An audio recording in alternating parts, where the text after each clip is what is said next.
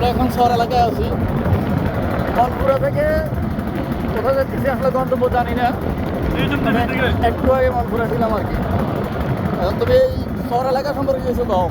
শহর এলাকা আসলে অনেক সুন্দর, তবে এখানে মানুষের জীবনযাপনের মানটা অনেক দুর্বল। এখানে মানুষ অনেক কষ্ট করে থাকে। মানে অধিকাংশ মানুষ দারিদ্র সীমার নিচে বসবাস করে। আচ্ছা, এরপরে এরপরে আমরা এখন মন্ত্র থেকে আসছি, ওখানে বিদ্যুৎ ওই নাই। যে আমাদের ভাইরাল দাদু ভাই কয় যে হ্যাঁ দরিদ্র ইউনিয়ন মানে ঠিক আসলে আমরা এখন কি নিজ চোখে দেখলাম। এই যে দেখেন আপনি মন্টুরাতে কোনো বিদ্যুৎ নাই।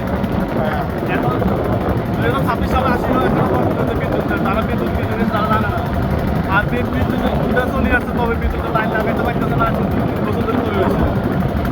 মানে এই ব্যাপারে আপনি কিছু বলার আছে, তাদের রাস্তাঘাট এখন নাই। এই ব্যাপারে তুমি সরকারকে কিছু বলতে পারো। নতুন সরকার, আমাদের নতুন সরকারকে কিছু বলো। এখন এখানে আসলে বললে তো ইংলিশে বলতে হয় 2 বছর মানে আসলে এখন ইউনুস নাই, ইউনুস শেষ।